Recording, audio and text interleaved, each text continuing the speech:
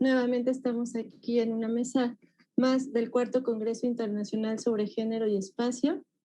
Esta mesa está dentro del subtema Cuerpo, Espacio, Emociones y Afectos. Tenemos 5 ponencias muy interesantes. Vamos a comenzar con Janine Calderón Pérez y los buenos tratos en la pareja mexicana, una perspectiva desde la cultura. Janine Calderón Pérez estudió la licenciatura en Psicología en la Facultad de Psicología de la Universidad Autónoma de Yucatán, la maestría en Psicología Escolar en la Universidad Nacional Autónoma de México y actualmente cursa el doctorado en Psicología Social en la UNAM. Ha participado en diferentes proyectos de investigación e intervenciones comunitarias, cuyos objetos de estudio han sido la parentalidad positiva, los buenos tratos, violencia y temas relacionados a la educación diagonal pareja. Ha colaborado con instituciones educativas y de salud, brindando servicio psicológico, intervención y orientación.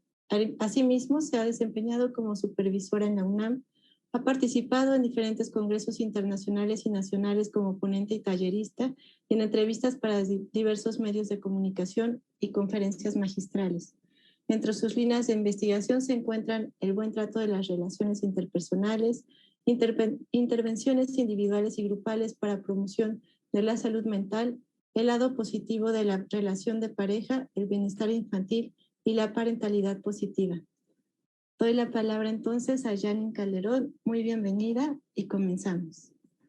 Muchas gracias por la presentación, estimada Paola. Buenas tardes, muchas gracias por acompañarnos. El día de hoy les vamos a presentar este tema, ¿no? Los buenos tratos en la pareja mexicana, tomando esta perspectiva de la cultura. Y digo vamos porque somos varios integrantes los que hemos conformado y realizado esta investigación, ¿no? Y pues vamos a iniciar. ¿Por qué en la pareja, no? Nosotros, como seres humanos, tenemos esta necesidad, ¿no?, tanto evolutiva, ¿no?, genéticamente, de relacionarnos con las otras personas para satisfacer diferentes necesidades de afecto, cariño, amor, apego, ¿no?, de afiliación, protección. Se ha identificado en diversos estudios que una de las relaciones interpersonales más significativas para la persona, el ser humano, es la de pareja. ¿Por qué? Porque incide tanto en su satisfacción, en su desarrollo y en la salud mental. Es por ello que resulta relevante el estudio de la pareja desde el lado positivo, para saber cuáles son aquellos elementos que favorecen su construcción positiva. Al respecto, existe un modelo en las relaciones interpersonales de los buenos tratos. Pero, ¿qué es el buen trato? El buen trato es esta capacidad que tenemos de cuidarnos y atender las necesidades físicas, emocionales y cognitivas mutuas. Se basa en este reconocimiento de la persona, esta valoración como alguien digno, el respeto y el amor. Y estas relaciones generan la satisfacción, bienestar, el crecimiento e implica, esto es relevante, un vínculo afectivo.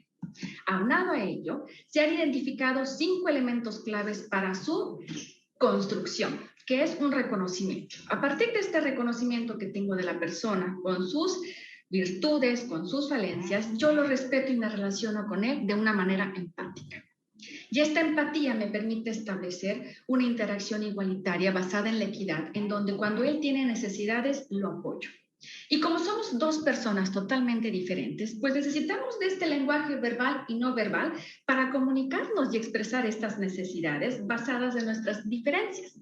Y como van a existir diferencias, será necesario la negociación para establecer acuerdos. Aunado a ello, los buenos tratos parten de todo un contexto, que es este nivel social que plantea Fina Sanz, que es toda la cultura, estos patrones, creencias que se permean en los roles como hombre y mujer. Estos roles se involucran en un nivel más relacional de la pareja y sin darnos cuenta empezamos a reproducirlos y al mismo tiempo esto impacta en cómo nos relacionamos con nosotros mismos desde este buen trato. En el nivel cultural, en México, se ha identificado que existen unas creencias y normas llamadas premisas histórico-socioculturales. Estas creencias y normas que están en los hombres y mujeres influyen en estos sentimientos, ideas y estipulan cómo hemos de comportarnos, qué roles tenemos que realizar y cómo hemos de expresar nuestros sentimientos, ya seas hombre y mujer. Hay ciertas reglas de la interacción. A partir de ello nosotros las tomamos de la cultura y las reproducimos en nuestras relaciones, aquí en el particular caso de la pareja. ¿Qué pasa cuando nosotros estamos pues como más acercados a estas premisas que pueden involucrar el machismo, la abnegación, de repente este honor familiar? Pues se ha identificado que pueden generar violencia o abuso en las relaciones, ¿no? Por estos roles que se establecen. Sin embargo, cuando estamos alejados, se promueven más unas relaciones equitativas que pudieran generar buenos tratos. Entonces, a partir de este contexto, este marco teórico, el objetivo fue identificar cómo estas premisas históricos y socioculturales influyen en los buenos tratos que hombres y mujeres dan a su pareja. ¿Pero qué hicimos para eso? Nos dispusimos a, primero, invitar a 800 personas a participar de manera voluntaria de la Ciudad de México y área metropolitana, 441 mujeres y 359 hombres. La media de edad fue de 29 años con una desviación de 6. Uno de los criterios era que tuvieran entre los 20 a 40 años y que estuvieran en un tipo de relación, ya sea unión libre, matrimonio o noviazgo, con al menos un año de duración. El tiempo promedio de relación fue de 6 años. ¿Qué se utilizó para medir estas variables? Bueno, el cuestionario de premisas histórico-socioculturales en la versión adaptada por la doctora García, que tiene 7 factores, que es la obediencia afiliativa, este consentimiento, ¿no? Autoafirmativo, el status quo, el temor a la autoridad, el marianismo y el honor familiar. Y la escala de buen trato en la relación de pareja, que se compone de 4 subescalas: el significado, las razones, las consecuencias y las estrategias, es decir, ¿qué hago para tratar bien a mi pareja?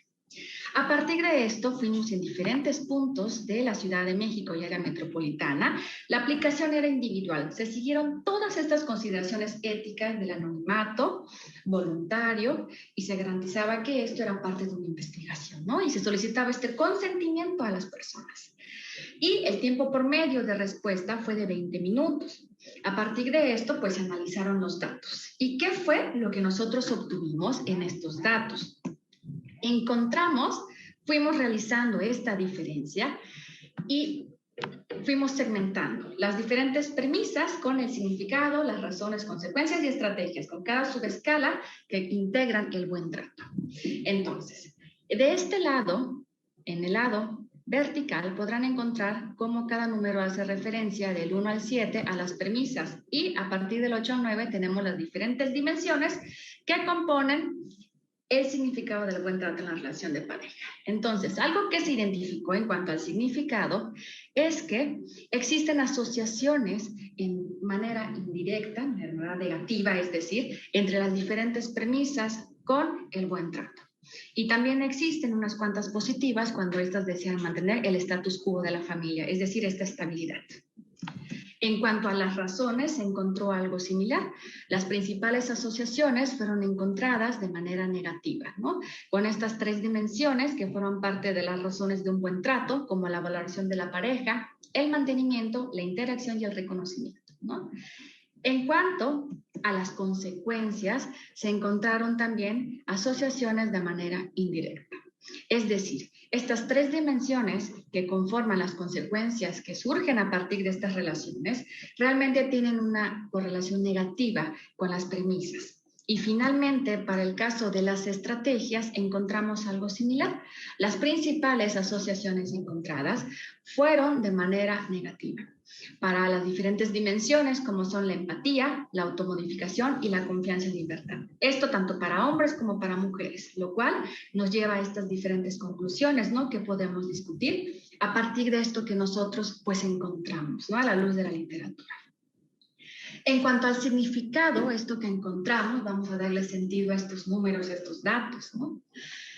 Cuando la pareja se conceptualiza como un espacio en donde hay confianza, hay equidad, o sea, somos reconocidos, ambos nos vemos como personas dignas, que tenemos este amor y lo compartimos. Existe esta reciprocidad. Por lo tanto, no significa que porque seas hombre yo tengo que darte más cariño, porque como mujer es mi deber darte este cariño y siempre tengo que ser abnegada, sino que cuando se basa la relación en esta equidad, en esta confianza, es decir, hay un desacuerdo con los mandatos o un alejamiento de los diferentes mandatos, entonces se generan relaciones de buen trato. Y este vínculo con estas dimensiones del buen trato va generando que el significado se base en esta equidad, en esta unión. Y hemos identificado que para la cultura mexicana la cuestión del amor romántico, en donde yo me siento unido al otro, es muy importante, pero sin importar, ¿no?, si soy hombre o mujer, aquí es relevante la reciprocidad, en donde tenemos esta oportunidad de expresar y que se vincula con el significado. Entonces, un alejamiento a estas premisas permite que yo, hombre, y yo, mujer, pueda expresar mis emociones, te pueda consentir y hay esta intimidad, esta confianza. En cuanto a las razones, también se identificó que el alejamiento de las premisas, es decir, yo no me pongo como alguien superior a ti, yo hombre, ¿no? Ni creo que tú eres menor o hago lo posible para mantener, ¿no?, estas cuestiones que te puedan lastimar con tal de mantener, pues, mi virilidad como hombre. Aquí, por el contrario, algo que pasa es, yo doy este buen trato porque me interesa esta reciprocidad. Y si bien se ha identificado que cuando existe dentro de la pareja estas cuestiones, ¿no?, de amor, de estabilidad, y que esta pareja es una fuente de satisfacción, pues una razón es que al existir reciprocidad yo me quedo, porque ambas partes, hombres y mujeres, compartimos este amor. Además, es un lugar, la pareja, en donde me siento reconocida y valoro al otro como alguien que es digno de ser amado, sin importar, ¿no?, si es hombre o mujer, y esto implica el alejamiento de las premisas. Aunado a esto, trae diversas consecuencias, ¿no? Se ha identificado en la literatura estas asociaciones que son negativas. Pues cuando de repente los hombres se muestran machistas o las mujeres abnegadas, de repente se pueden generar situaciones que dañen la relación, como situaciones de violencia. Entonces, la ausencia de estas premisas permite que ambas personas, al ser recíprocas, incidan en el cuidado y buen trato de la otra persona. Por lo tanto, esto como consecuencia genera un mantenimiento, que es una de las dimensiones del buen trato en la pareja. ¿Por qué? Porque al ser mi fuente de satisfacción la pareja, yo me quedo aquí. Hay muchos motivos, soy validado, soy cuidado, esto es recíproco. Y además no hay jerarquías de poder. 10 minutos. Muchas gracias, Pau. No hay jerarquías de poder, ¿no? Aquí todos somos iguales, compartimos roles, compartimos tareas, entonces incide en mi bienestar personal y en esta satisfacción. Y finalmente, acerca de esta vinculación de las estrategias con el buen trato, se identificaron, ¿no? Algo que ocurre es que también al mayor alejamiento no ocurre cuando de repente yo no considero que soy superior o que no debo expresar mis sentimientos. Aquí, cuando yo no me percibo sumisa o sumiso en mi relación, tengo la capacidad de mostrarme comprensivo y empático con el otro, porque no significa que me muestro vulnerable, sino que muestro esta capacidad de empatía y por lo tanto soy receptiva. Esto va a generar equidad en la relación, pero ocurre cuando ambas personas perciben que son reconocidas en su relación.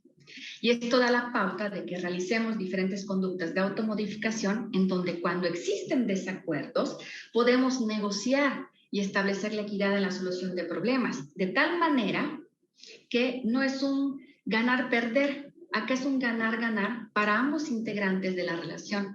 Entonces aprendemos que en la relación, mientras más alejadas estamos de estas premisas, yo pongo límites, pero también puedo negociar con la pareja, encontrando la satisfacción de ambos integrantes y de la relación.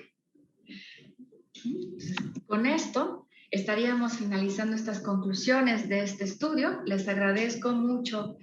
Gracias, Yanni. Claro, gracias a ti. Ahora vamos con Delfín Romero Tapia. Él es maestro en estudios cinematográficos por la Universidad de Guadalajara, licenciado en Ciencias de la Comunicación por la misma universidad, autor de varios materiales, entre ellos libros, capítulos de libros, artículos, profesor investigador de la Universidad de Juárez Autónoma de Tabasco, de las asignaturas de apreciación cinematográfica, televisión, entre otras. En experiencia laboral ha sido director de cámaras en Televisa, Guadalajara, Comisión de Radio y Televisión de Tabasco y productor de televisión en el Centro de Comunicación y Mercadotecnia de la UJAT. También vamos a presentar a Rigoberto García Cupil. Él es licenciado en Ciencias de la Educación por la Universidad de Juárez, Autónoma de Tabasco, maestro en Ciencias de la Educación por la Universidad IEU, Puebla, con la especialidad en experto universitario en nuevos ambientes de aprendizaje por el consorcio virtual Educa Argentina. miembro de comités interinstitucionales para la evaluación de la educación superior, AC, evaluador de estos mismos comités para modalidades no convencionales en metodologías para determinar la calidad de LMS, diseño instruccional, didáctica virtual y diseño de materiales. Miembro estatal del Padrón de Investigadoras en Tabasco. Evaluador nacional de desempeño docente por la Coordinación Nacional del Servicio Profesional Docente y el Instituto Latinoamericano de la Comunicación Educativa. También es profesor e investigador de tiempo completo de la División Académica de Educación y Artes de la Universidad Juárez Autónoma de Tabasco y profesor de cátedra en el sistema TecMilenio Campus Villahermosa. Asimismo, nos acompaña Edna María Gómez López, investigadora de la licenciatura en Ciencias de la Educación en la Universidad Juárez Autónoma de Tabasco, licenciada en Derecho, con maestría en Derecho Constitucional, Amparo y Derechos Humanos, y doctorado en Educación por la Universidad Maya, Campus Tuxtla Gutiérrez. En el campo profesional, de 1997 al 2003, fue asesora jurídica de la Procuraduría de Justicia del Estado de Tabasco, del Tribunal Superior de Justicia de este estado. Del 2009 a la fecha, ha sido profesora e investigadora de tiempo completo en la Universidad Juárez Autónoma de Tabasco y también ha colaborado en varios proyectos de investigación. Nuestros tres invitados nos presentan la ponencia de una familia de tantas a tantas familias, representación de la violencia, la diversidad sexual y el género en el cine mexicano del siglo XXI. Doy la más cordial bienvenida a los ponentes y comenzamos, por favor.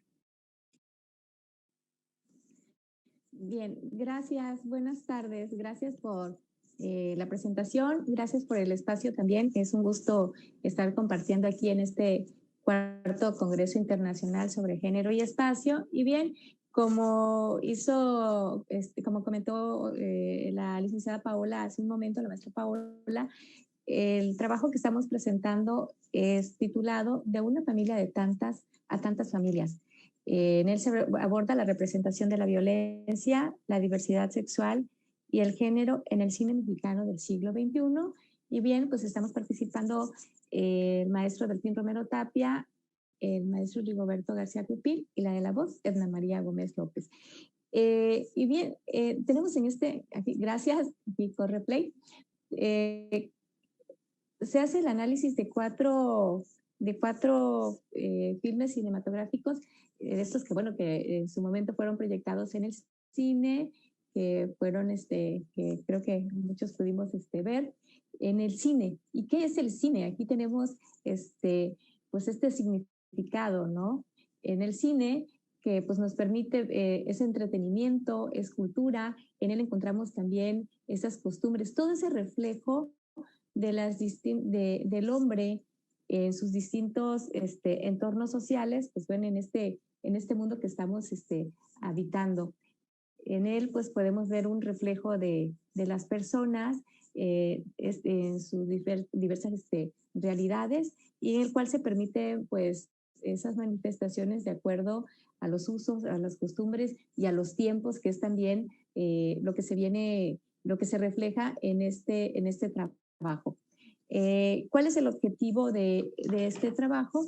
Pues bien, es reconocer cómo están conformadas esos nuevos modelos de familia, que vemos aquí la imagen de estas 4 cintas que en su momento se van a abordar, y en él se reflejan pues pues los diversos modelos de familia que estamos abordando en la actualidad. También dentro de estos modelos de familia pues existen violencia, y esa violencia, esos tipos de violencia que se están también reflejando en la sociedad, que no es únicamente una violencia física, también encontramos una violencia verbal, incluso una violencia sexual que se ha estado reflejando en los últimos años, y qué bueno que se aborda también en el cine. Y dentro de estas películas también vemos, se analiza esa diversidad sexual, cómo se refleja en el cine del siglo XXI. Como un primer acercamiento, pues tenemos el estudio de la construcción de la familia en ese imaginario colectivo, en ese cine del siglo pasado. Tenemos aquí en esta imagen a nosotros los pobres, a un Pepe el Toro muy protector y una mujer que el reflejo era de una mujer que necesitaba protección, ¿no? Es una película que fue filmada y presentada en 1948, viene de un México posrevolucionario, donde la política y la iglesia pues tenían realmente, era una política reaccionaria, una iglesia con bastante poder que se reflejaba en esos usos y costumbres. En este punto pasamos a un segundo punto de la investigación, y en él se presentan las nuevas construcciones de familia que son presentadas en películas que fueron filmadas entre el 2000 y el 2019. Por favor.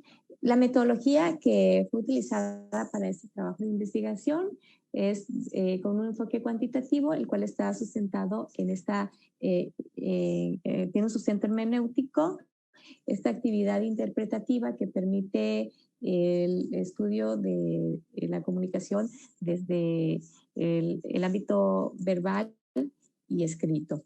En sus diversas estructuras, esto permite en los análisis fílmicos que se tenga ese acercamiento al análisis de las estructuras de las personas y que bueno, nos permitió acercarnos a estas obras cinematográficas, a analizar el corpus de estos 4 filmes que hemos venido mencionando, y que se eligieron son estas películas que son un retrato de unas familias no convencionales, ¿no? Tenemos aquí De la Calle, que en este filme tenemos un modelo de familia que es conocido como estas familias domésticas, los cuales no tienen un lazo consanguíneo, pero que los unen ciertas características que a veces se encuentran en la calle, pero además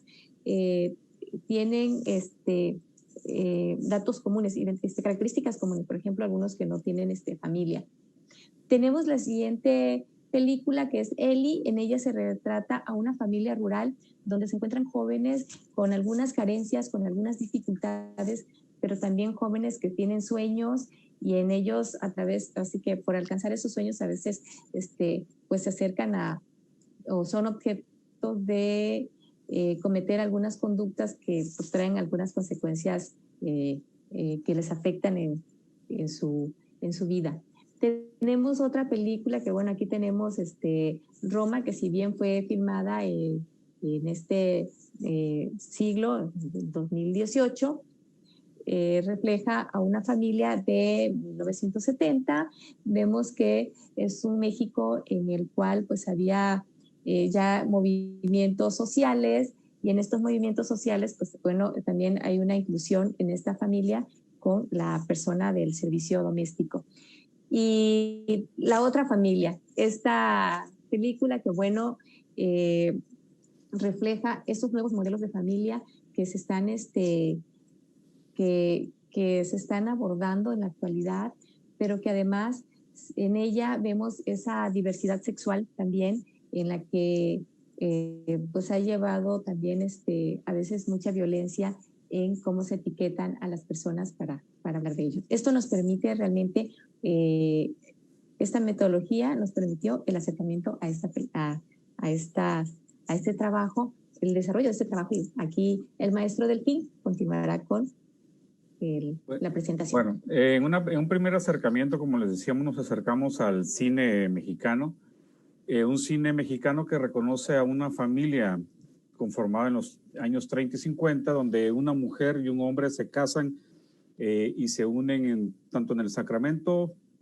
por la iglesia y por lo civil, y tendrá una descendencia. Y por el otro lado nos presenta a una familia nuclear monogámica católica, donde la autoridad, como lo decían hace rato en la conferencia pasada, está centrado en el hombre. Esta cultura de este México que permea y presenta melodramas que están centrados en la historia de los hijos. Son los hijos los principales protagonistas para que sus padres puedan ejercer toda la conducta y puedan corregir toda la conducta, y sobre todo en la mujer, esta mujer que debe de llevar el peso de la virginidad en sus hombros y no fallarle concretamente a la familia.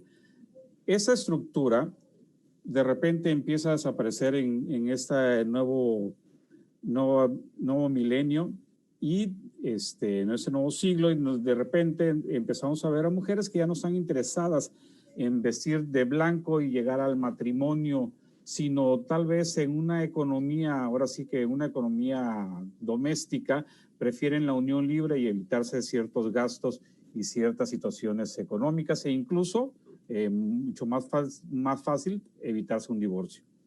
Encontramos en estas revisiones de literaturas sobre la construcción de la familia que tenemos un México donde los jóvenes ya se casan mucho, se casan mayores, entre ellos me considero yo. Me casé a los 29 años cuando mi mamá a los 33 ya tenía 10 hijos. Entonces no cumplí con el mandato de la familia, pero son familias que tienen pocos hijos porque realmente ya se cierra más el ciclo de esto. Hay un fenómeno de la migración, mucha gente parte en busca de un sueño y deja esposa e hijos, y hay un cambio en la dinámica económica de la familia al incorporarse las mujeres al trabajo. Es decir, dejan al niño o a la niña al cuidado de los abuelos. Estas situaciones nos marcan un distanciamiento y fracturas entre la figura de padres e hijos, y ahora sí que una violencia y matrimonios más cortos. ¿Cómo permea esto en el cine? Bueno, el cine hace lo suyo en los albores del siglo XXI, se da paso a los matrimonios igualitarios y empiezan con esta película de 10 minutos. Aunque etiqueta no rigurosa, nos lleva a presentarnos. Nos vamos a encontrar, como lo había dicho la doctora Egna, con un grupo doméstico como es la familia que nos marcan desde la época del cine mexicano, de los padres ausentes, de las madres que tienen varios hijos, y de la calle nos lleva a esto, a una realidad de niños que viven debajo de las alcantarillas, que tienen familia, que quieren formar familias y quieren ser esos padres que los abandonaron, pero que terminan siendo unos padres que terminan abandonando a sus hijos por toda la situación. Por otro lado, si nos acercamos a una representación de un México rural, vamos a encontrar el dominio y el poder de los hacendados que violaban a las hijas de sus empleados o a las novias de sus empleados, al padre autoritario, al marido regio, y en un último momento un dominio de lo que diría Rito Segato, que es la masculinidad,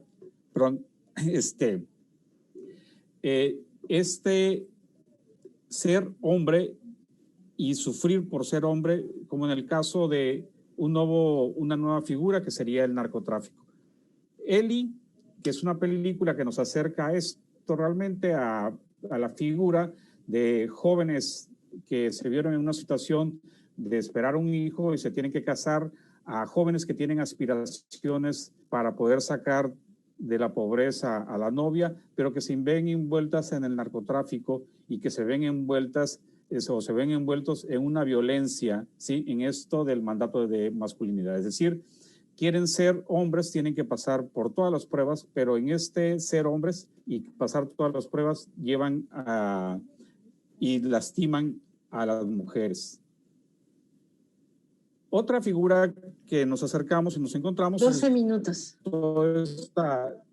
Estas mujeres del servicio doméstico, que se va a ver reflejada en Roma, donde nos presenta Alfonso Cuarón una figura de una familia donde insertan a una persona que no pertenece y que realmente se la van a estar recalcando y lo van a estar mostrando en toda la película, ¿sí? Por otro lado, se va a repetir el mandato de masculinidad, es decir, el hombre tiene que ser macho y tener las riendas del matrimonio. Por otro lado, vamos a tener una figura de lo que sería una homosexualidad vedada que se construye a través de un homoerotismo, es decir, los hombres que alcoholizados se juran amor, pero que una mujer los va a salvar. El hombre macho que de repente se ve atrapado en la conducta, y todas estas conductas homoeróticas y eróticas y homosexuales que se viven en el cine van a tener un castigo. En La Otra Familia, que es una película que nos acerca concretamente a la representación de la adopción de parejas homosexuales, pues vamos a tener tres figuras: una pareja heterosexual, una pareja homosexual y una pareja lésbica. Pero curiosamente, en una película de inclusión vamos a ver que la película le cede mucho espacio al erotismo y a la sexualidad. A manera de conclusión, podemos encontrar que aunque estamos en un cine que desaparece la figura del padre autoritario, ¿sí? Y la madre melodramática, la virginidad pasa a segundo término, ya no hay una importancia de casarse de blanco, ¿sí? Y vamos a ver muchísimos matrimonios de menores de edad, y vamos a tener también mucha situación extramarital, es decir, sexo extramarital y matrimonios del mismo sexo. Entre las otras conclusiones, la dinámica impuesta por las estructuras políticas y económicas tienen una fuerte afectación sobre la familia, es decir, hay un cambio en los roles, hay un cambio en la estructura. Y con respecto a la diversidad sexual, es vista con una visión patriarcal y machista. Lo que parece un acto de inclusión termina siendo un acto de homofobia, discriminación y violencia. Es decir, en todas las películas que retratan un factor de inclusión, siempre hay una violencia contra el sujeto que se dio o que involucró al espacio de la homosexualidad. Si bien, y decíamos, desaparece padre autoritario, siguen ejerciéndose los mandatos de masculinidad, siguen el hombre construyéndose bajo el sentido de una violencia física, una violencia simbólica. Hay una situación que lleva a los insultos, golpes, violaciones, incluso la muerte. Si antes el cine mexicano dibujaba esta violencia, ahora la retrata, la presenta y la hace parte de su cine en el cine del melodrama familiar. Es decir, la violencia tiene un rostro, y es un rostro misógino y machista. Con eso concluiríamos. Muchísimas gracias. Muchas gracias a los tres expositora. Si dejamos, por favor, de compartir pantalla, gracias. Muy interesante su ponencia, esta parte de cómo las representaciones siguen reforzando los roles de género, los mandatos de la masculinidad, aunque pareciera que en apariencia no, ¿no? Es muy interesante cómo pareciera que las nuevas producciones cinematográficas son abiertas en muchos sentidos. Sin embargo, algo que se mencionó y muy por ahí, muy por encimita, lo que tiene que ver con las políticas económicas y sociales siguen sosteniendo todo lo que tiene que ver con mandatos de masculinidad tradicionales, ¿no? Bajo una pantalla de lo que parecería ser muy abierto. Bueno, muchas gracias. Bueno, nuestra siguiente colaboración es, tenemos la participación de Fernando Ramírez Arcos. Su ponencia es Experiencias, Memorias y Afectos, Lugares Gay de Antaño en Bogotá. Vamos a presentar a Fernando. Él es fotógrafo y magíster en estudios culturales de la Universidad Nacional de Colombia. Se desempeña como investigador del grupo interdisciplinario de estudios de género de la Escuela de Estudios de Género de la Universidad Nacional de Colombia. Entre sus intereses de investigación destacan las especialidades feministas y de las sexualidades, la antropología urbana, las memorias de las sexualidades y las geografías emocionales y afectivas. Actualmente es candidato a doctor en antropología social en la Universidad Estadual de Campiñas, Brasil, con una investigación sobre narrativas y construcción de sentido de lugares gay bogotanos de la década de 1990 y principios de la década del 2000.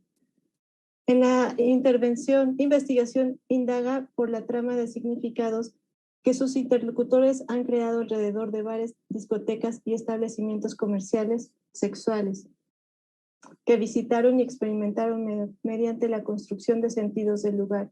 De igual manera, se pregunta por los regímenes de visibilidad de la homosexualidad, las memorias LGBTI, sus huellas emocionales y los silencios que les rodean.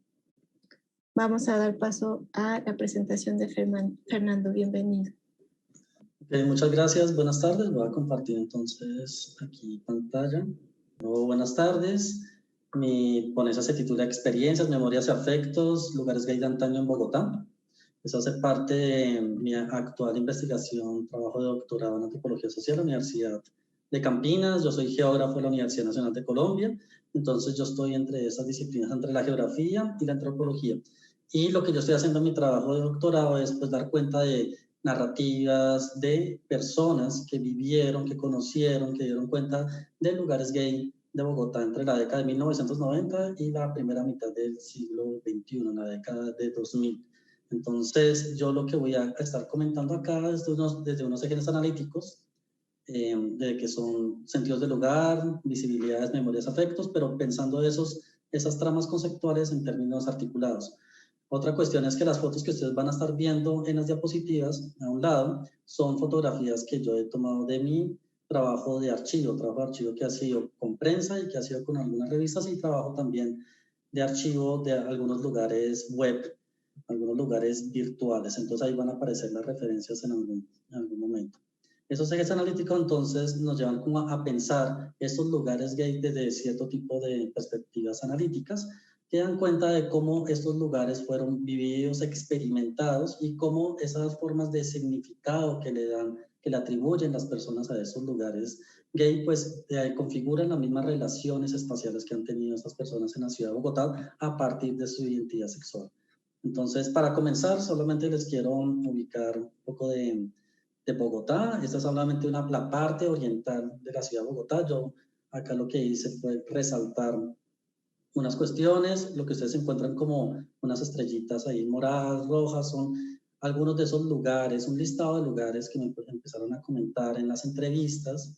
La mayoría fueron hombres cisgénero con conductas homosexuales, algunas mujeres lesbianas, en esta década, entre 1990 y más o menos principios del siglo XXI, en la década de 2000. Eso no significa que este mapa dé cuenta de que todos estos lugares están al mismo tiempo, en un mismo año, durante ese intervalo de tiempo, sino simplemente un resumen. Entonces, es dar cuenta como de esos lugares en términos generales. Lo que están en estrellas moradas está más referenciado a establecimientos comerciales como bares, cafés, discotecas, discobares, y los que están en rojo están más que todo relacionados a establecimientos comerciales que estaban dirigidos a la posibilidad de tener encuentros sexuales, sobre todo entre hombres. La mayoría de ellos privados, pero algunos de ellos públicos.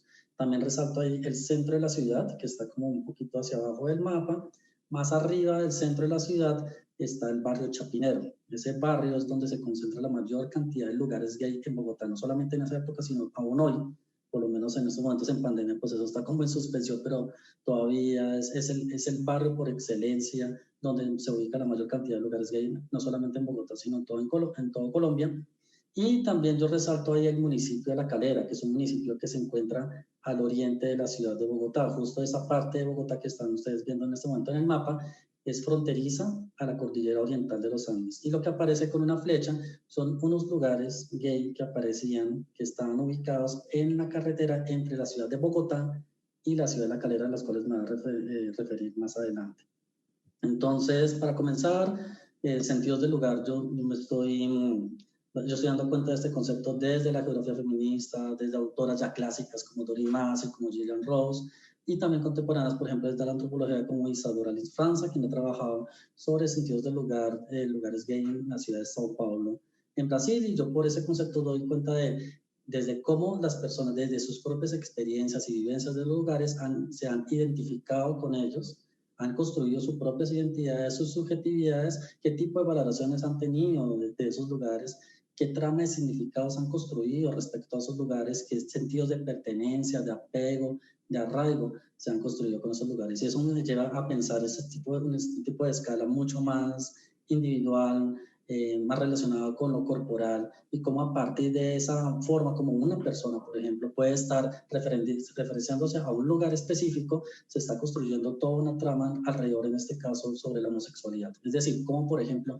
un hombre o una mujer con conductas homosexuales, un hombre gay, un hombre homosexual, una mujer lesbiana, el hecho de ir a un establecimiento comercial gay de alguna manera también estaba implicando la forma como la persona se está identificando en términos de homosexualidad en ese periodo de tiempo que les comentaba de la ciudad de Bogotá, y eso tiene que ver entonces con una cuestión de sentidos de sí. Lo que van a ver acá más adelante son un par de fotografías. Esta fotografía es de trabajo de archivo virtual, es de un lugar que se llamó Zona Franca, que estuvo en la ciudad de Bogotá en la segunda mitad de la década de 1990. Zona Franca tuvo un impacto muy grande en la ciudad de Bogotá, sobre todo porque era un lugar que estaba dirigido a clase media alta, y además empieza a cobrar la entrada, algo que era más o menos inédito en ese momento en la ciudad de Bogotá para los lugares gay. Es decir, empieza a generar un cobro para que las personas puedan entrar. Eso se denominaba como cover, todavía se denomina como cover, pero al mismo tiempo ellos también filtraban las personas que podían acceder. Entonces podía estar en una fila esperando a ir a pagar, pero ya había unos guardias que estaban diciendo quién podía entrar y quién no podía entrar bajo algo que se denomina como el derecho de admisión. Zona Franca también trae acá toda una idea de fiesta, o lo que denominamos acá en Colombia como rumba, desde Estados Unidos. Entonces una fiesta que estaba más ligada a música electrónica, a pop en inglés, una fiesta que estaba más pensada en términos como supuestamente de modernidad, y que empieza a generar también una serie de estatus, no solamente del lugar como tal, sino las personas que podían ir a este lugar, que podían pagar esa entrada y que podían entrar a ese lugar. Entonces una foto de Zona Franca que tenía en ese momento 2 pisos y que también tenía pues shows de transformismo. Esta es otra fotografía de Alto de San Antonio. Alto de San Antonio es un lugar que queda ubicado entre Bogotá y La Calera. Entonces, antes les comentaba que esta carretera entre la capital colombiana y el municipio cercano de La Calera era porque más o menos hacia el kilómetro 3, kilómetro 4, kilómetro 5, saliendo de Bogotá se ubicaban algunos establecimientos comerciales, porque en Bogotá en 1995 se decretó, el alcalde en ese momento decretó de que los establecimientos comerciales tenían que cerrar a la 1 de la mañana. Entonces las personas, si querían seguir de fiesta, querían seguir rumbeando, pues tenían que buscarse otros lugares ya en términos ilegales, y eso se denominó como after parties o amanecederos. Entonces existieron amanecederos en Bogotá que eran ocultos, que se podía entrar pues a través de una contraseña, el voz a voz, se sabía a qué lugares se podía entrar, pues estando seguros de que no llegara la policía, pero otros lugares se ubicaron fuera de la jurisdicción de la ciudad de Bogotá, y eso fue pues en esta carretera entre Bogotá y La Calera, se ubicó Alto de San Antonio, que después tuvo de nombre Franquicia. Alto de San Antonio o Franquicia fue la sucursal de Zona Franca como amanecedero. Entonces a la 1 de la mañana cerrada Zona Franca, ellos tenían unos buses afuera donde los clientes podían subir a esos buses de forma gratuita, y los buses los llevaban hasta Alto San Antonio, hasta Franquicia, y la rumba seguía hasta las 6, 7 de la mañana, ya después ellos se devolvían, quién sabe cómo, cada uno por su cuenta, pero esa era como la dinámica, la movilidad entre lugares. Y eso es apenas un extracto de una narrativa de Alex, que es un seudónimo, que comentaba cómo Zona Franca era VIP, y era algo inédito en ese momento de la ciudad, y que además causó un revuelo en la misma escena de los diferentes lugares, y también habla pues de esta movilidad entre Zona Franca y Franquicia o Alto de San Antonio. Zona Franca cierra hacia el año 2000, y los mismos dueños abren en el 2002 Teatrón. Teatrón es en este momento el lugar gay más grande de todo el país, tiene 5 pisos, tiene 15 ambientes, y se considera incluso uno de los lugares más gay más grandes del mundo. Y ahí Alex pues está comentando también lo que implicaba para él, que tenía que ir muy bien vestido, se supone con una vestimenta, una pinta que denominamos acá, que le permitiera pensarse o ser visto como de clase media alta o alta para que pudiera entrar. Otro de los ejes tiene que ver con visibilidades y paisajes urbanos, y en este caso yo estoy pensando esto de visibilidades en términos de cómo los lugares podían estar en la ciudad de Bogotá. Esto lo estamos hablando antes de que existan las políticas públicas LGBTI en Bogotá, que se decretan hacia el año 2007, y que eso tiene un impacto muy grande en la esfera pública. Acá en Bogotá la homosexualidad termina siendo bastante visible, sus problematizaciones, sus problemas, sus fenómenos sociales, pero antes de eso, pues los lugares tendían a ser mucho más escondidos, mucho más discretos, jugando con esta cuestión más bien juegos de discreción, juegos de silencios, juegos de anonimato, y sobre todo algunos lugares más que otros. Los lugares que permitían encuentros sexuales entre hombres, pues querían pasar completamente anónimos. Y entonces la forma de acceder hacia esos lugares, a conocerlos, era o a través de voz a voz o a través de guías gay que se distribuían gratuitamente en los mismos lugares, ahí se podía saber dónde estaban, o también a través de algunos medios específicos. Y ahí tengo pues algunas referencias a antropólogos que han trabajado como Guillermo Pasamani, Néstor Perlón, de toda esta cuestión de las visibilidades o regímenes de visibilidad, o Michael 10 Brown, minutos. que ha trabajado con la geografía. Perfecto.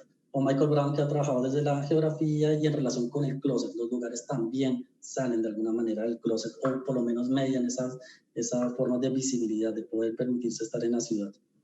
Esa es apenas una imagen de Jinetes. Jinetes era un lugar que también era amanecero entre Bogotá y La Calera, era como la competencia de franquicia, era la competencia de esta sucursal de Zona Franca, y tanto Jinetes como el siguiente lugar pautaron en una revista que solamente tuvo 8 números, en 1997 y 1998, que se denominó Acento, y Acento estaba también dirigido a un público clase media alta. Y lo que hace Jinetes y lo que hace este otro lugar, Village, que era un café, Jinetes era más una discoteca, era pautar en este lugar con cierto tipo de discurso muy referenciado a una identidad gay bastante hegemónica realmente, y muy dirigido hacia los hombres. Esta es apenas una fotografía de Village actualmente. Jinetes cierra hacia el año 2005 más o menos, pero Village todavía permanece. Esa fue una foto que yo tomé el año pasado en septiembre, pues también con todos esos embates de la pandemia, lo que ha significado pues para los lugares gay, pues para poder permanecer, porque varios de ellos han cerrado acá en la ciudad de Bogotá. Y otra forma en que ha pautado los lugares que yo pude encontrar es que también en la misma prensa ellos pautaban. Estas apenas unos clasificados, unas fotos de unos clasificados en el periódico de mayor tiraje en el país, que es el periódico El Tiempo. No solamente en esa época, 90-2000, sino aún hoy es el periódico más vendido. Y lo que hacían algunos lugares era pautar en los avisos clasificados, en la sección de miscelánea o de corazones solitarios que se llaman en ese momento, después se fue cambiando los nombres, después era simplemente clasificados varios o miscelánea, y tenía unos códigos, tenía unos teléfonos. Entonces la persona podía llamar, y si de pronto era alguien que no sabía que eso era algo dirigido a la población LGBTI o más bien dirigido hacia las personas o población homosexual, entonces se podía saber eso y decir, bueno, listo, hasta ahí llego, no me interesa más, pero las personas que estaban interesadas podían conocer direcciones de lugares o incluso clasificados para contactar a otras personas. Era un filtro. 12 minutos. Que generaba seguridad para las personas para poder o no acceder o ir o no ir a ciertos lugares. Y eso me lleva como allá hacia lo último que lo estoy acá exponiendo en términos articulados, es de memorias afectos. Y es que cuando yo hablo con las personas, cuando estoy entrevistándolas, ahí se está creando memoria. Hay un proceso de memoria, pero una memoria de nuevo que va hacia una escala particular. Y eso acá estoy yo todo el tiempo dialogando con lo que se denomina como geografías ordinarias, que de algún modo también está referenciando a la antropóloga india Veena Das cuando ella habla sobre descender a lo ordinario.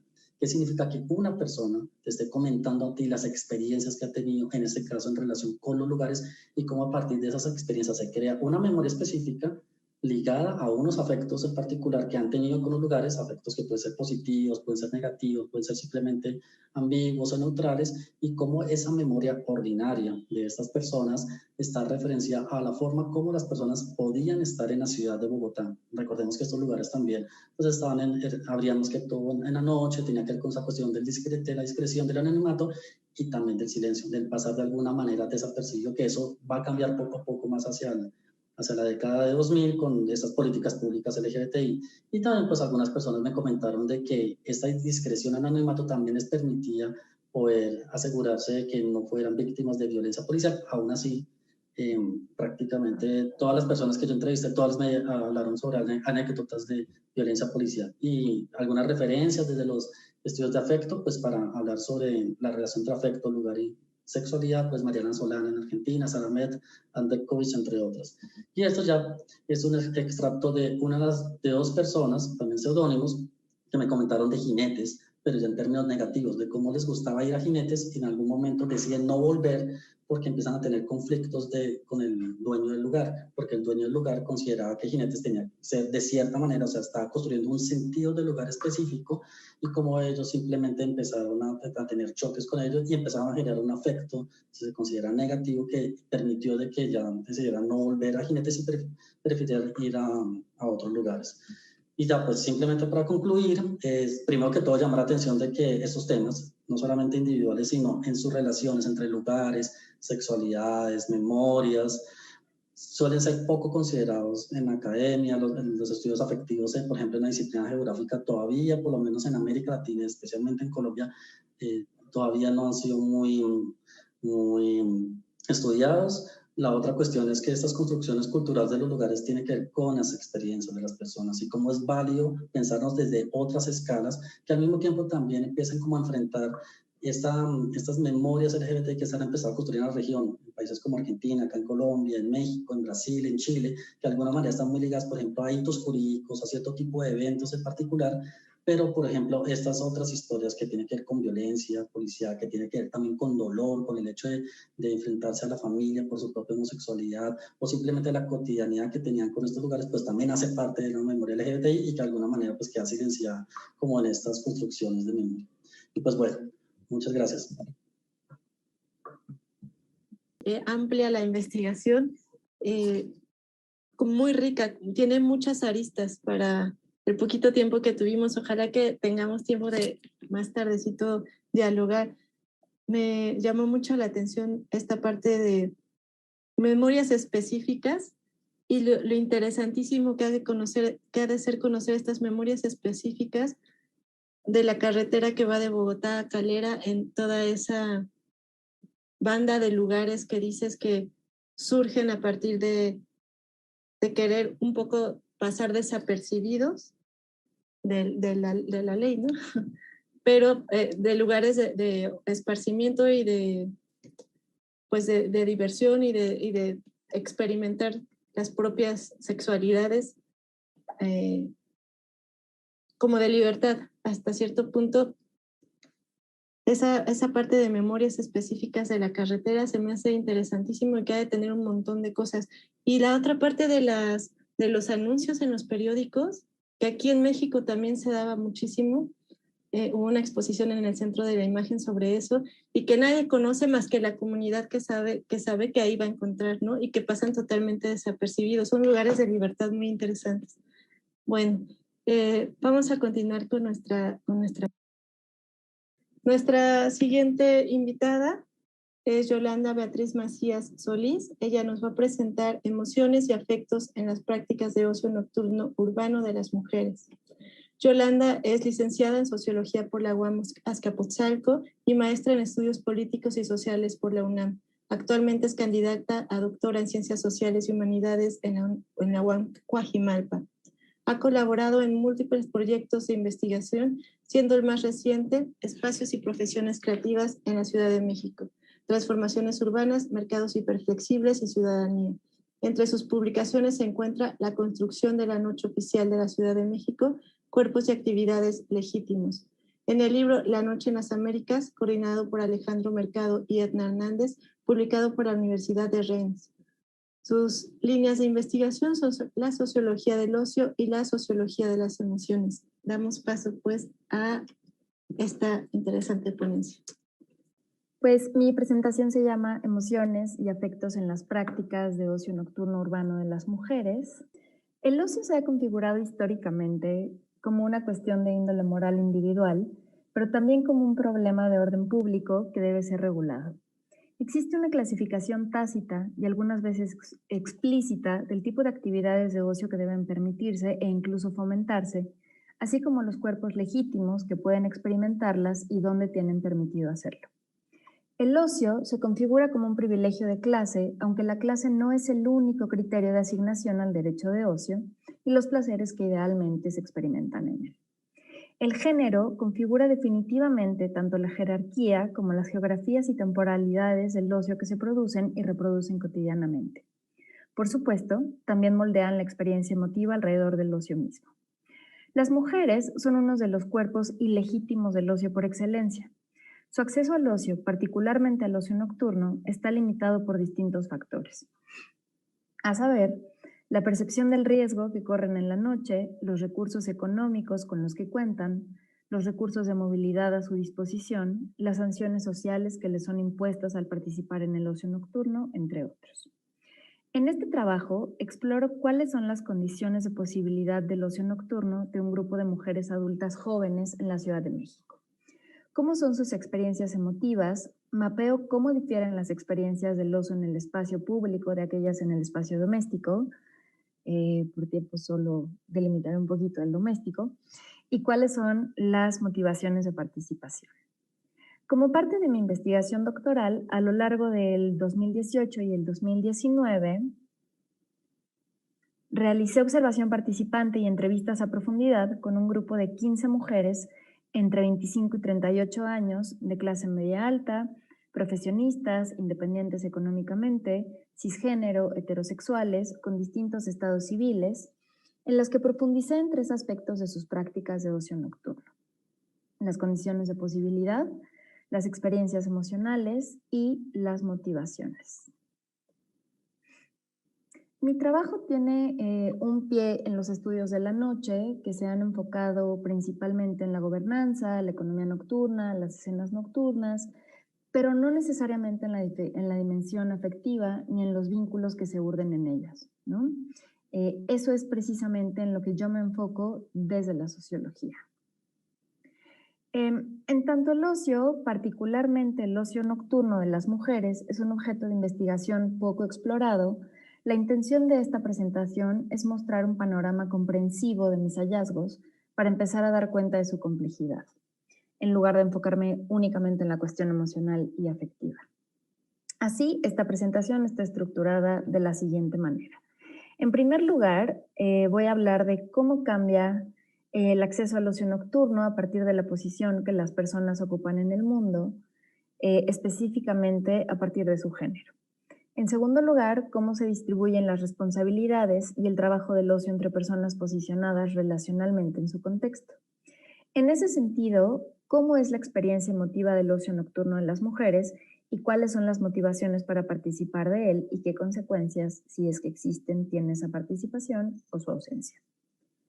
Bien, el acceso al ocio nocturno, las condiciones de posibilidad. Identifiqué especialmente tres condiciones de posibilidad definitivas. En primer lugar, los recursos económicos asignados al ocio individual. Las mujeres reciben menos recursos económicos para el ocio individual a lo largo de su vida, ¿no? Por ejemplo, en la adolescencia, los padres le dan más dinero a los hijos varones que a las hijas mujeres porque asumen que los hijos varones tienen que pagar además por la chica. Bueno, para empezar, asumen que van a invitar a una chica a salir y entonces que tienen que pagarle y asumen que alguien más va a pagar por los consumos de su hija. Probablemente, idealmente, las dinámicas actuales son diferentes, pero bueno, por la edad de mis entrevistadas, ellas crecieron con estas expectativas y estos lineamientos en casa, ¿no? Posteriormente, en cuanto hay un compromiso de pareja, el ocio individual de las mujeres es de las últimas prioridades en cuanto a la asignación presupuestal, ¿no? Mientras que el presupuesto para sus parejas se mantiene prácticamente igual. Las mujeres que no están involucradas en una relación de pareja son quienes destinan una mayor cantidad de recursos económicos a las actividades de ocio nocturnas, puesto que, como veremos más adelante, es el espacio temporal en el que urden sus vínculos afectivos significativos. Esta asignación de recursos, además, es interpretada como un logro para ellas, es decir, no es algo fortuito o en lo que reflexionen una vez que ya estamos hablando de ello, ¿no? En entrevistas, por ejemplo. Las mujeres han hecho un extenso trabajo reflexivo, sobre la importancia de asignar esos recursos y lo interpretan como una forma de autocuidado, comparándolo con la compra de alimentos de buena calidad, con ir a terapia o ir al gimnasio. Del mismo modo, la falta de disponibilidad de recursos económicos para el ocio nocturno produce mucha frustración por el aislamiento que implica. No tener dinero para divertirse por la noche produce tensiones porque se han hecho inversiones muy importantes para estar cerca de los espacios de ocio nocturno, como explicaré a continuación. Paradójicamente, por esas inversiones, de pronto no tienen dinero para gastar en ocio nocturno, ¿no? Entonces, cito, ¿para qué hice todo esto? Sobre los recursos de movilidad de las mujeres que entrevisté, todas ellas viven en la zona central de la Ciudad de México, ¿no? Las colonias, bueno, el Centro Histórico, la Roma, la Condesa, la Narvarte, precisamente porque la mayoría se mudó para tener acceso al ocio. Estas son las inversiones a las que me refería. Las rentas en las zonas con mayor disponibilidad de espacios y recursos de ocio son mucho más altas, pero para ellas es preferible pagar rentas más altas que lidiar constantemente con el problema del desplazamiento en la ciudad. La mayoría de ellas vivían en el norte, ¿no? Estas zonas con estructura como de suburbios, Satélite, Echegaray, Condado de Sayavedra, Arboledas, o en el sur, en Coyoacán, el centro de Tlalpan. Y el problema de la movilidad era una barrera de acceso al ocio nocturno con la que se enfrentaban varias veces a la semana. Y es que, teniendo la disponibilidad de un automóvil, tenían que escoger entre el consumo de alcohol, depender de alguien más que las llevara, o exponerse en el taxi u otros servicios de transporte como Uber, ¿no? Caminar a casa acompañada por alguien, la posibilidad de tener trayectos más cortos en algún sistema de movilidad privado, por ejemplo, aumenta la frecuencia con la que pueden disfrutar del ocio nocturno.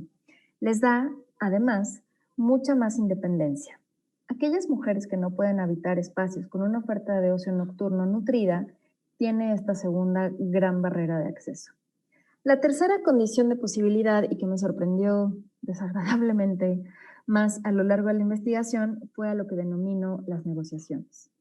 La independencia económica de las mujeres y su edad, es decir, no solo son mujeres mayores de edad, o sea, tienen hasta 38 años, no quiere decir que nadie más que ellas opine sobre sus hábitos de ocio nocturno. Debo enfatizar que esas opiniones, además, están encaminadas a modificar sus comportamientos de manera efectiva. Es decir, los padres manifiestan su preocupación porque sus hijas están solas y salen de noche porque es peligroso, pero lo que se busca no es únicamente que estén seguras, lo que se busca además es que no salgan.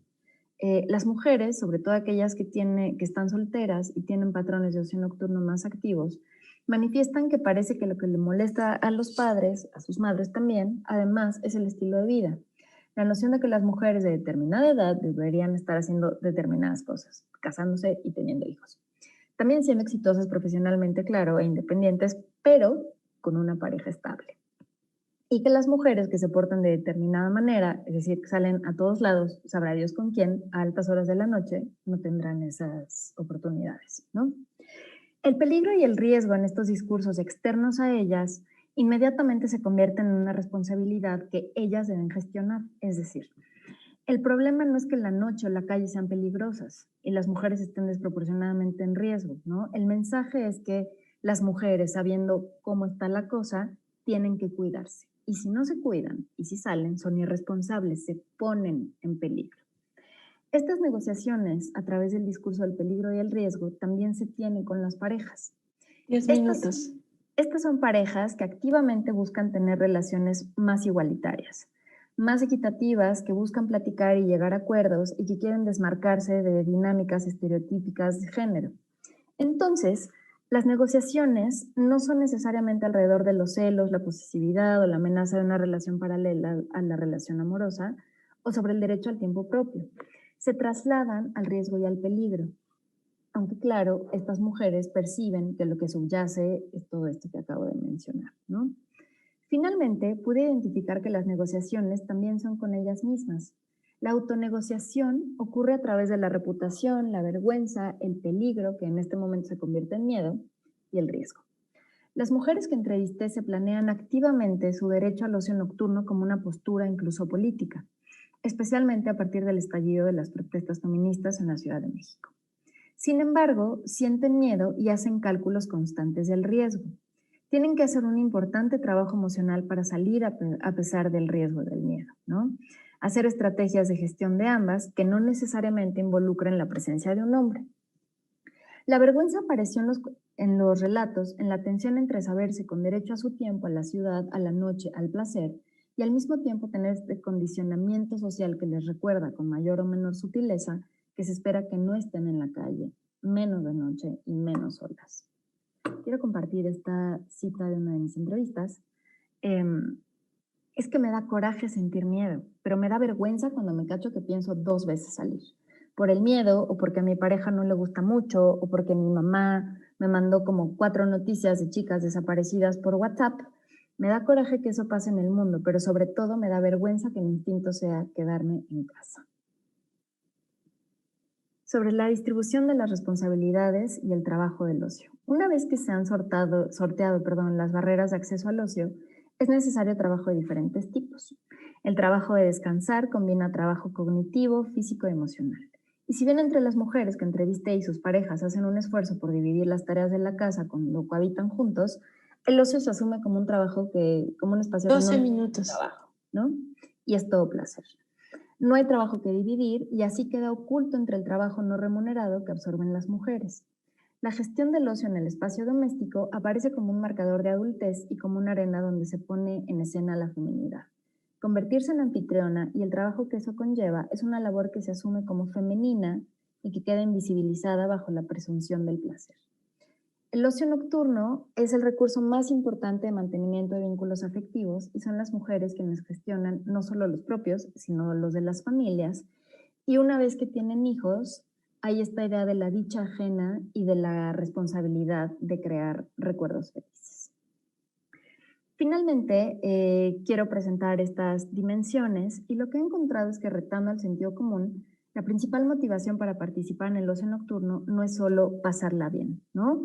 Sino nutrir las amistades, que es como este vínculo olvidado por la sociología, ¿no? Y es el ocio nocturno precisamente donde se sitúan estos vínculos por los ritmos normales de la productividad del día, ¿no? Y aparece la amistad como un vínculo complementario al vínculo de pareja y que no están peleados entre ellos, que se nutren y ambos pueden estar al centro de la vida social. Para esta parte trabajo con el concepto de afecto y de amistad de Kinneret Lajad y encuentro que es el principal recurso de acompañamiento biográfico, ¿no? La amistad como un afecto.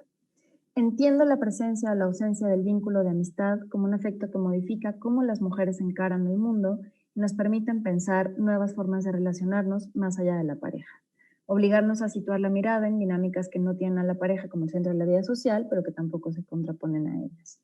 Con este panorama amplio, del que espero haber podido esbozar su complejidad y que tuve que irme muy rapidito al final, quiero contribuir a la sociología de las emociones, del ocio en general, problematizando el placer, la responsabilidad sobre la dicha propia y ajena, y visibilizando la división sexual del trabajo físico, cognitivo y emocional dentro del ocio, que se acepta acríticamente como un espacio privilegiado de gozo y consumo. Muchas gracias, Yolanda. Muy interesante tu intervención, sobre todo porque a veces no reparamos en la importancia que tiene, pero también en todo lo que implica el ocio nocturno para las mujeres, ¿no? Y en las reflexiones que se detonan a partir de, igual, la concepción que se tiene de una mujer que debe de guardar ciertas reglas, ciertos parámetros, los roles y eso, pero dijiste algo que es importantísimo, cómo la amistad complementa el vínculo para entendernos no solamente relacionadas a la pareja, ¿no? Es importantísima esa parte y todo esto se viene a reconfigurar ahora con la pandemia también, ¿no? Todo esto viene a tener como muchas implicaciones al no poder tener nuestro espacio de ocio nocturno, las que podemos y las que sí tenemos, que también es un espacio de privilegio, ¿no? Bueno, vamos a continuar. Muchas gracias. Nuestra siguiente participante, ponente, es María del Carmen Bustos Garduño. Nos va a presentar Erótica Callejera y Cartografías del Deseo, una exploración de las experiencias de las mujeres en las configuraciones espaciales de Coatetelco, Morelos. María del Carmen estudió la licenciatura en Arquitectura y la maestría en Ciencias de la Arquitectura en la Universidad Autónoma del Estado de Morelos. Se desempeñó profesionalmente en el ámbito de la construcción Cuenta en su haber con más de 6.000 viviendas inspeccionadas.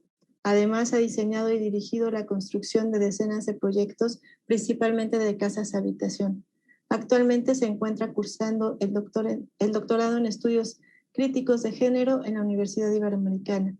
La investigación que desarrolla centra su interés en las experiencias, los sentires, así como los sentidos de la vida que las mujeres de un pueblo indígena encuentran cuando habitan sus lugares.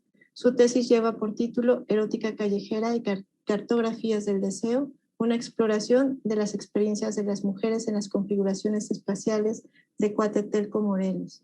Entre sus publicaciones están Testimonios de Mujeres, Espiritualidad y Justicia Social, publicado por el Journal of Feminist Studies in Religion de la Indiana University Press, así como En busca de las diosas de la arquitectura y la ciudad, el paisaje sagrado de Coatetelco, Morelos, por Tepali. Pues damos paso a nuestra última ponencia de esta mesa. Buenas tardes, pues agradezco mucho la oportunidad que me brinda este foro y en el cual presento los resultados de algunas de las exploraciones espaciales que he realizado con mujeres de Coatetelco, Morelos, en el marco de mi investigación de doctorado. Coatetelco es un pueblo ubicado en el centro de la República Mexicana, en el estado de Morelos, a unos cuantos kilómetros de Cuernavaca, la ciudad capital de la provincia, y a un poco más de 1 hora de distancia de la Ciudad de México.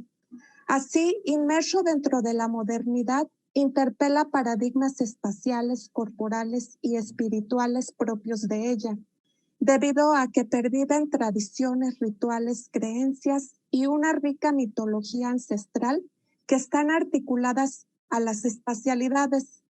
Algunas de ellas las voy a mencionar enseguida de manera muy sucinta. En primer término, el principio organizador de las ciudades de origen náhuatl, el Altepetl o agua-montaña, se encuentra presente en el paisaje urbano de Coatetelco, al existir una gran laguna a un lado de un cerro. En el simbolismo del Altepetl, el componente acuoso, en este caso la laguna, era considerado como la vasija o como el útero sagrado. Esta configuración paisajística está vinculada con una mitología de la creación que se transmite oralmente en Coatetelco, en la cual la diosa prehispánica Cuautlintzin creó la laguna, al fundirse ella misma en las aguas, y al hacerlo también dio a luz al poblado. Cuautlintzin durante la colonia se transfigura en la mujer pez o tlanchana que habita la laguna. Se complace en seducir a los hombres, así como emprender largas caminatas en los parajes del territorio donde se ofrecen rituales campesinos a unos seres nombrados airecitos, en ceremonias de petición de agua de lluvias.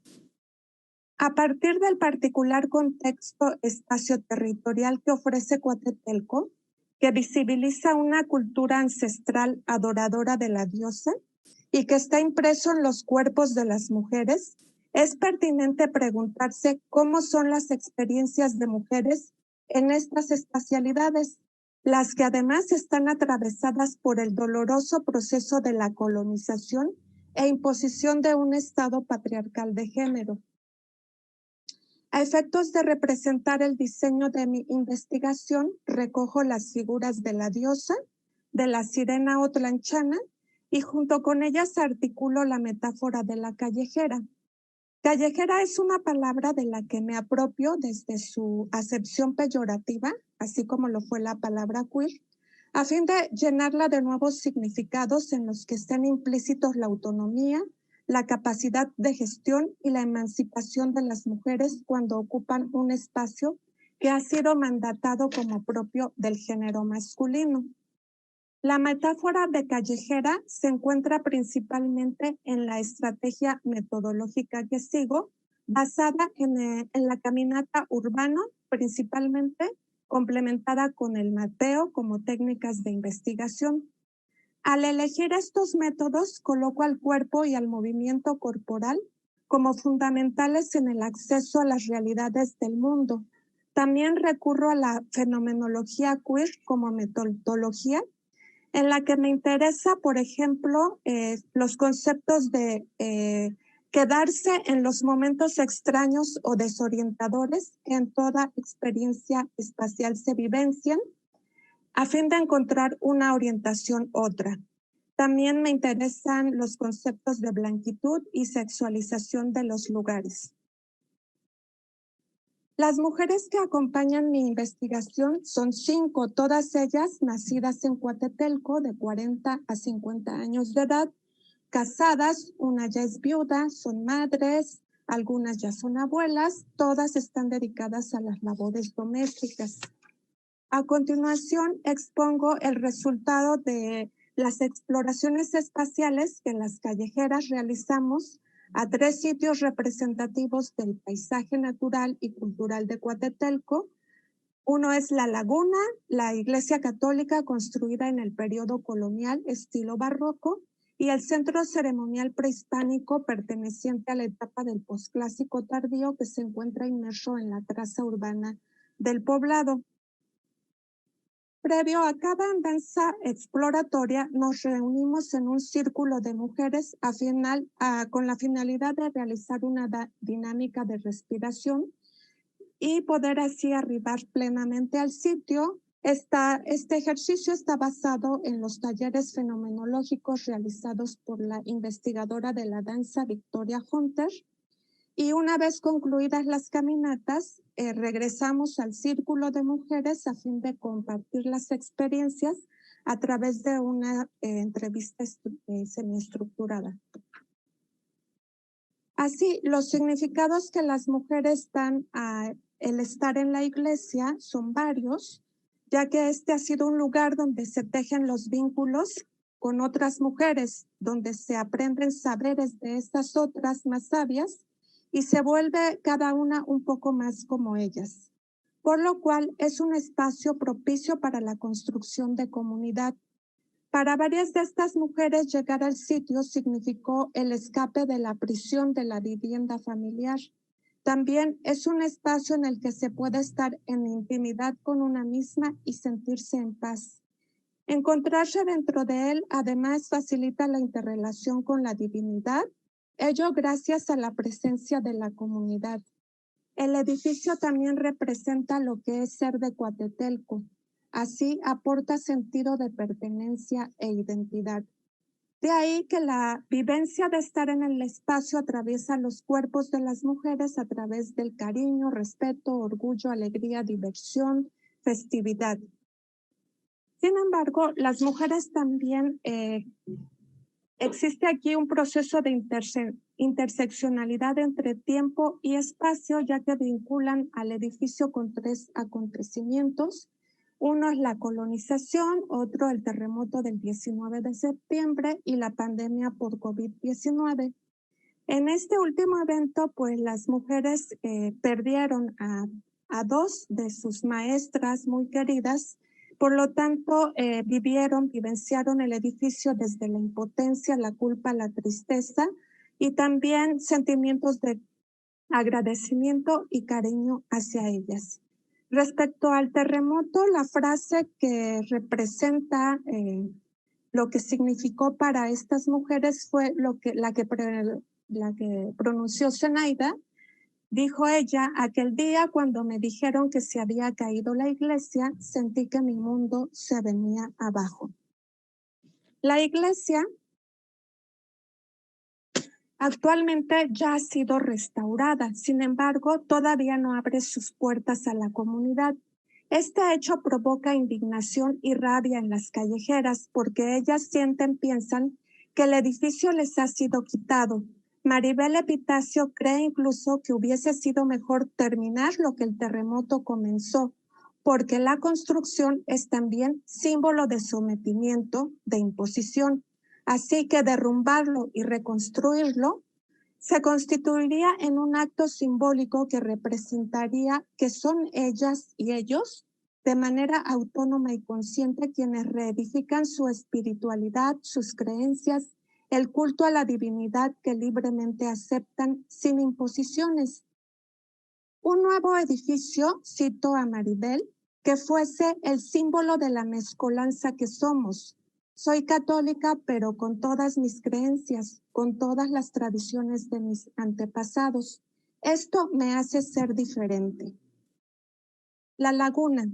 Las callejeras se sienten identificadas con la laguna, con la diosa que la creó y con la sirena que la habita, ya que siendo todas mujeres representan la fertilidad y el sostenimiento de la vida de la comunidad.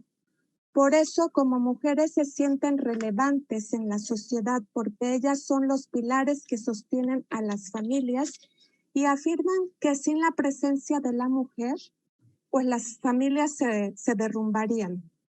Compartir con la laguna, la diosa y la tlanchana la relevancia de ser mujeres las hace sentirse orgullosas y llenas de fortaleza, porque Cuautlintzin fue una guerrera que luchó por el bienestar de su comunidad. La laguna también les da identidad y sentido de pertenencia. 10 minutos. Las mujeres mostraron también su enojo, en este caso por la contaminación y el extractivismo de la que es objeto la laguna. En el margen más accesible se establecieron comedores transformándose en un lugar que es solo propio de los turistas. Tener acceso al espacio solo es posible si se lleva dinero para consumir. Y aún así, las mujeres relatan experiencias en las que les ha sido negado el servicio por ser de Coatetelco y han tenido que retirarse. Ellas afirman que, debido a que la laguna se ha utilizado para hacer negocio, han sobrevenido sequías y luego inundaciones. Y por esas mismas razones, la tlanchana, el espíritu y la conciencia de la laguna está enojada y se ha marchado. Todas esas cosas han ocurrido, asegura Maribel, debido a que el pueblo recibe una influencia nociva de la ciudad que está desbaratando el sentido de comunidad. Como las mujeres de Coatetelco solo pueden acudir al sitio cuando van a trabajar como cocineras o meseras, las callejeras reclaman el derecho a habitar el lugar desde la recreación de sus cuerpos y el disfrute del paisaje. Habitar el centro ceremonial prehispánico. La interacción de los cuerpos de las callejeras en el espacio ofreció la riqueza de experiencias, emociones, reflexiones que develan el potencial del espacio a fin de ser rehabitado y resignificado para mujeres, por mujeres, de formas diversas, creativas y contestatarias a la estructura patriarcal colonial de género, en la que se incluye también lo religioso. Durante el habitar el centro ceremonial, las callejeras abandonaron todas las obligaciones que por su condición de género les han sido impuestas y se encarnaron en el sitio desde el olvido de las prisas, la despreocupación. Especialmente lo hicieron desde un estar tranquilas, relajadas, en paz. Vivencias que incluyeron la estimulación de la imaginación histórica, ya que recrearon las formas de vida de sus antepasados, sin que pudiera faltar la evocación de la diosa Cuautlintzin y el recuerdo de la lucha por la vida emprendida por la divinidad. 12 minutos. Como el ánimo y la convicción de compromiso para sumarse a ella. El espacio conserva su uso ritual hasta hoy, ya que posee el atributo de ser mediador entre seres humanos y los entes portadores de lluvia, a quienes se les ofrece un ritual de petición de buen temporal. Aun cuando la ceremonia es un acto transgresor al sistema religioso colonial cristiano, la participación activa en el culto es una prerrogativa masculina. No obstante, nuestra actividad dentro del espacio resultó una experiencia retadora a la forma masculina en la que se establece relación con esos entes sagrados. Ellas especialmente lograron establecer una interrelación con los airecitos, contraviniendo las formas de los hombres. Aquí no se realizó el huentle o altar, no hubo invocaciones, no se encendieron veladoras, tan solo se hizo acto de presencia con el fin de caminar. Andar el lugar, según Antonia, fue lo que detonó en ella la inspiración. La inspiración es una palabra que expresa la idea de aire que entra al cuerpo y posibilita la vida, pero además es un concepto teológico que sugiere que palabras, experiencias, obras y hechos surgen debido a la interacción del ser humano con lo divino. Fue así como el espacio e interacción con los cuerpos de las mujeres posibilitó vivenciar una espiritualidad otra, una no patriarcal, una no colonizadora, experiencia que al final dejó a las mujeres llenas de sensaciones agradables como la tranquilidad, la paz y la plenitud. Como una conclusión, adelanto solamente una frase que dijo una de las participantes y que me parece que da pie a valorar cómo la caminata se vuelve en una experiencia muy rica, no solo como posibilidades de obtener conocimiento, sino también como una forma justamente de llegar a vivenciar una erótica o un placer callejero. Antonia dijo, y lo importante es caminar, recorrer estos espacios como lo estamos haciendo ahorita, para poder sentirnos parte del lugar, de los ancestros, de los airecitos, y conocer bien el motivo por el cual estamos aquí también. Y ya estando aquí es como magia. La verdad, entrando desde ahí a la puerta es como magia. Gracias. Muchas gracias, María del Carmen. Muy interesante el proyecto también, la investigación y los lugares elegidos para para las callejeras. La iglesia, la laguna, el centro ceremonial y lo que relacionaron con la iglesia en estas, podríamos llamar catástrofes o eventos que simbran tanto como la colonización, el terremoto del 2017, el COVID ahora, y cómo estos espacios pueden jugar ambas cosas, con la simbolización hasta de sus propios cuerpos, ¿no? Pero también lugares a los que muy prácticamente se puede acudir para escapar de las rutinas o para tener este contacto consigo mismas, como lo mencionas. Vamos a pasar a la sesión de preguntas y respuestas. Tenemos algunos comentarios de nuestra audiencia. Y quisiera, como ya pasó mucho tiempo de que participó Yani, la primera pregunta, entonces vamos a retomar una que plantearon para ella.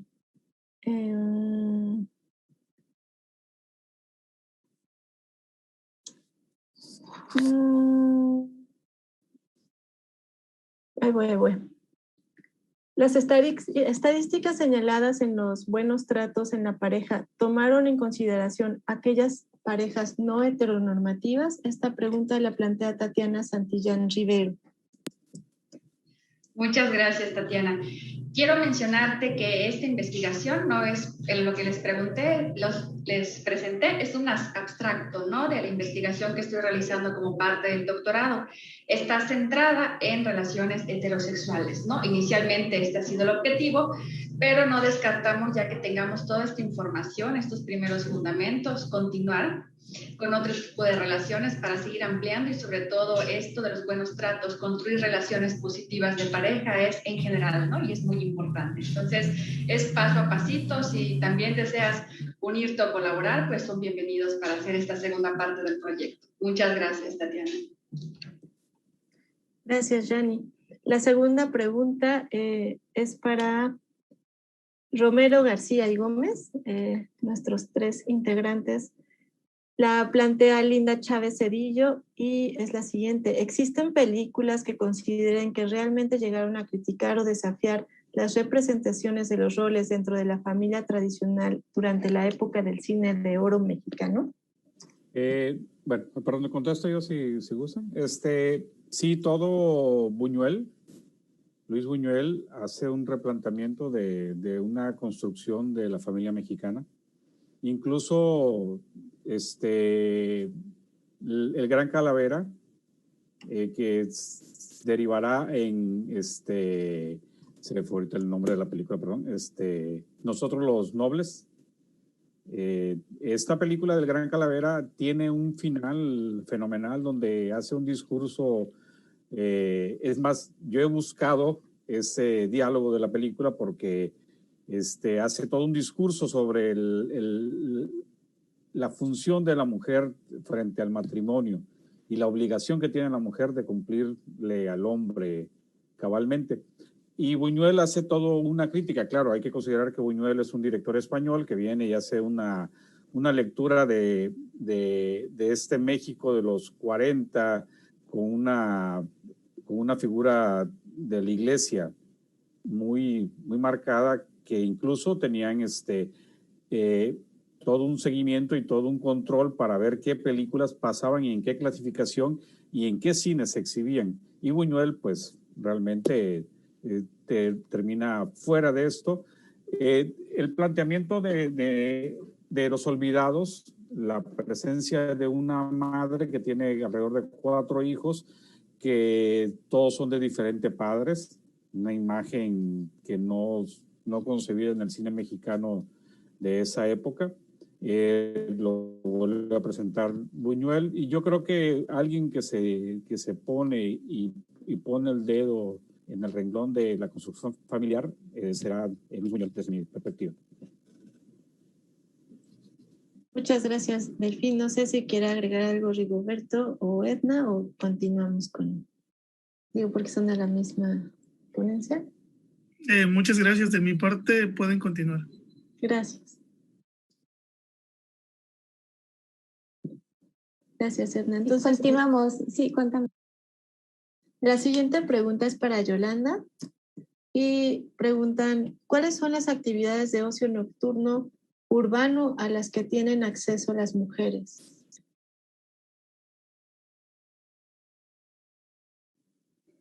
Lo que ellas hacen principalmente, en los estudios sobre ocio hay 2 tipos de actividades, ¿no? Como el ocio extraordinario y el ocio cotidiano. En lo que yo me estoy enfocando es en el cotidiano, que es salir por un trago a un bar caminando de casa. No tiene que ser como toda la noche, no tiene que ser algo que se planea muchísimo. Las actividades extraordinarias son conciertos, ir a un museo, ir ¿no? en este tipo de eventos, la noche de museos, pero en general se refieren a ir a bares por las noches, ¿no? Y el ocio extraordinario doméstico es organizar cenas, por ejemplo, ¿no? Que es este tránsito, como marcador de adultez y esta puesta en escena de la feminidad y de convertirse en una anfitriona, organizar cenas con amigos, sobre todo con parejas o con personas del trabajo, ya sea de ella o de las parejas.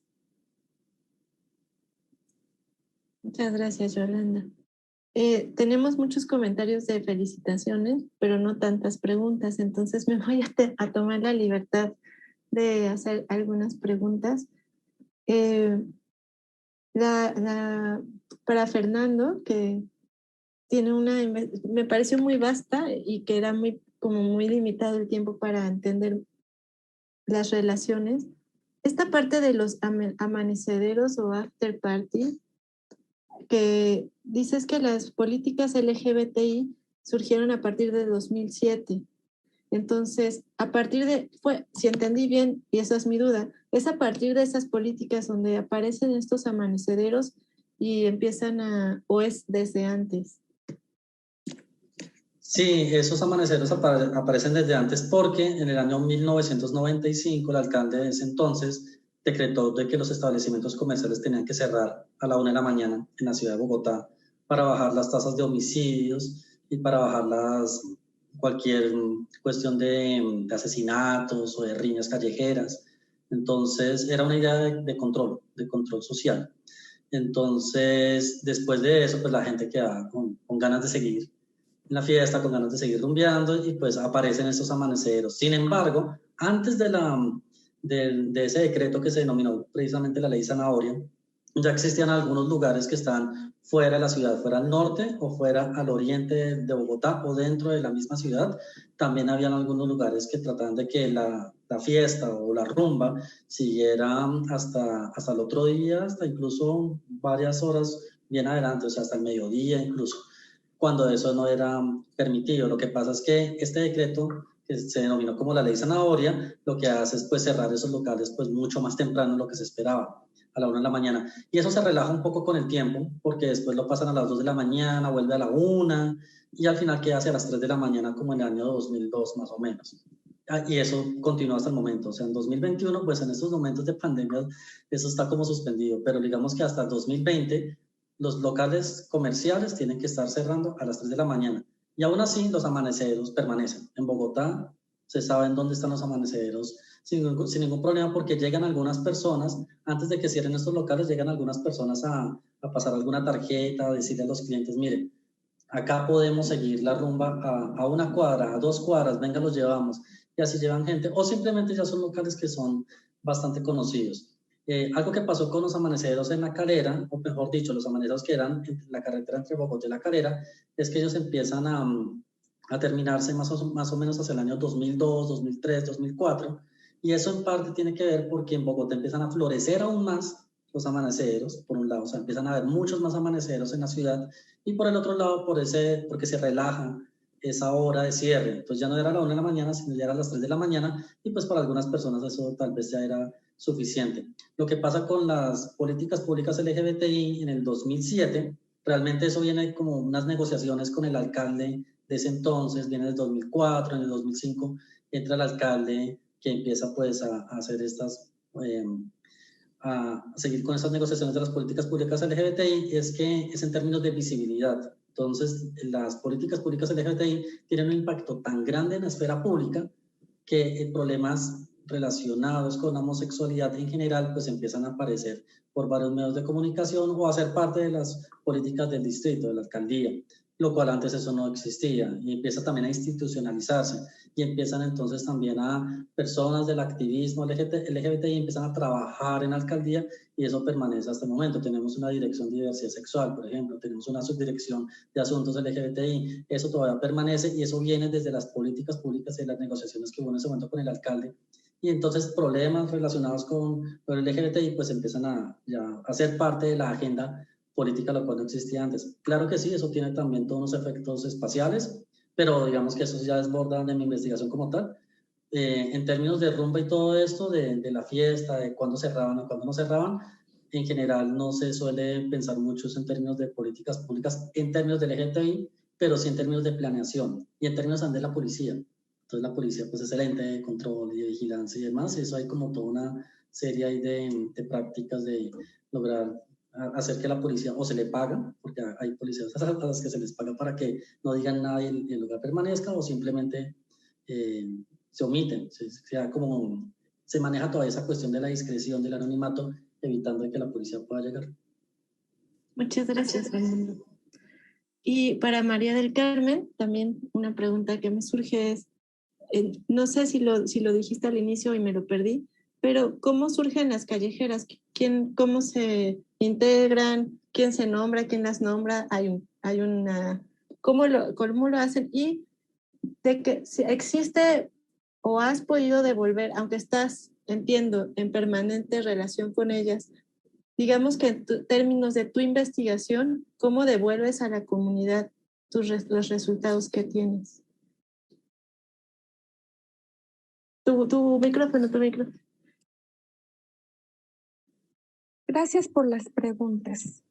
Mira, el término de callejera fue una palabra que yo empecé a trabajar desde mis clases del doctorado.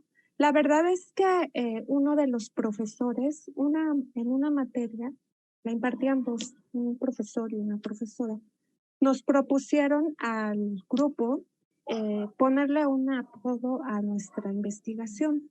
Entonces, como pues justamente yo estudio los espacios y esta imposición que ha recaído sobre los cuerpos de las mujeres a estar pues, solamente en el espacio doméstico, y cuando transgredes ese sitio de la normalidad, pues empiezan como a haber maneras de cómo regular nuevamente tu acceso, tu regreso al espacio doméstico.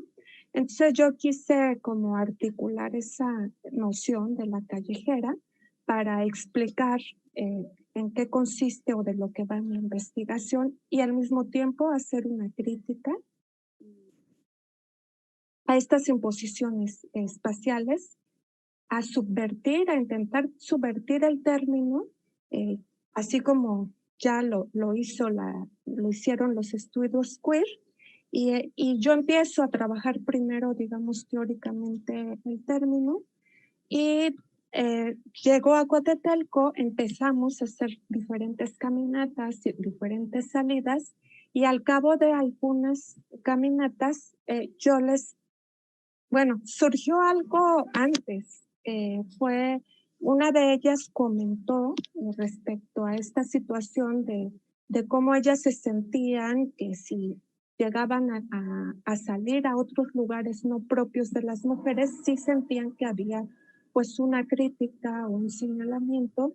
Una de ellas narró una historia que no le sucedió a ella, pero así a una vecina de ella, muy adolescente, que pasó por la calle una vez, regresó, volvió a pasar y de regreso, hasta que un hombre que estaba ahí le dijo, bueno, tú nada más andas en la calle. Y la joven le contestó, sí, soy callejera, ¿y qué? Lo retó, ¿no?